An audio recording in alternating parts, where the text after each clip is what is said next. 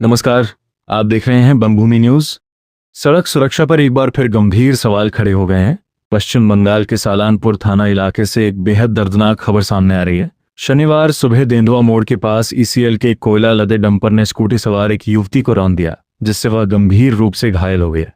प्राप्त जानकारी के अनुसार घायल युवती की पहचान रूपनारायणपुर निवासी 28 वर्षीय ममता पटेल के रूप में हुई है। चश्मदीदों का कहना है कि ममता अपनी स्कूटी से रूपनारायणपुर की ओर जा रही थी, तभी बंजेमारी कोलियरी साइडिंग जा रहे तेज रफ्तार डंपर ने उन्हें टक्कर मार दी। हादसा इतना भयावह था कि डंपर के चक्के के नीचे आने से युवती का बायां पैर बुरी तरह कुचला गया है। उन्हें आनन फानन में आसनसोल के निजी अस्पताल में भर्ती कराया गया है, जहां उनकी हालत नाजुक बनी हुई है। इस घटना के बाद डंपर चालक तो वाहन छोड़कर मौके से फरार हो गया, लेकिन पीछे छूट गया है स्थानीय लोगों का भारी आक्रोश। घटना से गुस्साए ग्रामीणों ने सड़क पर जाम लगा दिया और ईसीएल के परिवहन को पूरी तरह ठप कर दिया है। ग्रामीणों का साफ आरोप है कि प्रशासन द्वारा नो एंट्री नियमों में दी गई ढील के कारण ही ये भारी वाहन सुबह के व्यस्त समय में बेखौफ दौड़ रहे हैं और आम लोगों की जान से खिलवाड़ कर रहे हैं। इस मामले पर भाजपा मंडल 4 के अध्यक्ष चिन्मय तिवारी ने भी प्रशासन को घेरा है और पीड़ित परिवार के लिए उचित मुआवजे के साथ साथ पुराने नो एंट्री समय को तुरंत बहाल करने की मांग की है। फिलहाल पुलिस ने डंपर को जब्त कर लिया है और इलाके में पुलिस बल तैनात है। प्रशासन ने ग्रामीणों को कार्रवाई का आश्वासन दिया है, लेकिन सवाल यह है कि क्या किसी बड़ी दुर्घटना के बाद ही प्रशासन अपनी नींद से जागेगा?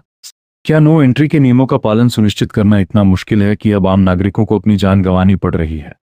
इस मामले पर हमारी नजर बनी रहेगी। अभी के लिए इतना ही, धन्यवाद।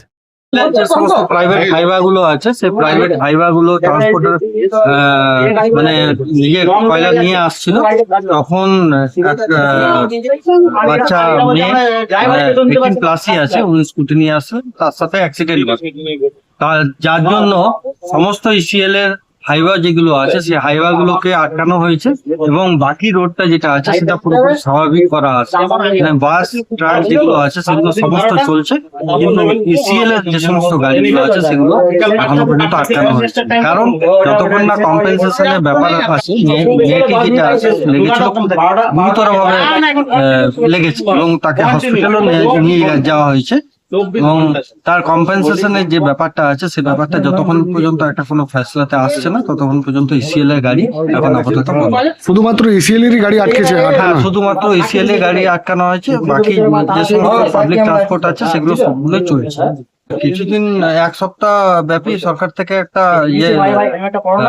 দেওয়া হয়েছিল যে নো এন্ট্রিটা মানে যেটা আছে সেটা টাইম পিরিয়ডটা শর্ট করা হবে, কিন্তু যা দেখা যাচ্ছে আমার মনে হয় নো এন্ট্রি টাইম পিরিয়ডটা আবার বাড়ালে সুবিধা হবে। দেখা যাক ইসিএল কর্তৃপক্ষের সঙ্গে এবং বাকি সবার সাথে প্রশাসনিক ভাবে বৈঠক করে পরে কি আলোচনা হচ্ছে সেই আলোচনার মাধ্যমে আমরা যে মেয়েটা লেগেছে সে কোথাকার কি নাম জানা গেছে? হ্যাঁ, উনি সীমান্ত পল্লীর আছে, সম্ভবত পার্টির টাইটেল আছে, ওনার সঙ্গে যোগাযোগও হয়েছে, ওনাকে হেলথ ওয়ার্ল্ডে আপাতত নিয়ে যাওয়া হয়েছে। দেখা যাক, সুস্থ কামনা করছি। আপনার নাম এবং পরিচয়? আমার নাম চিন্ময় তিওয়ারি, আমি বারাগুনি মন্ডল 4-এর সভাপতি।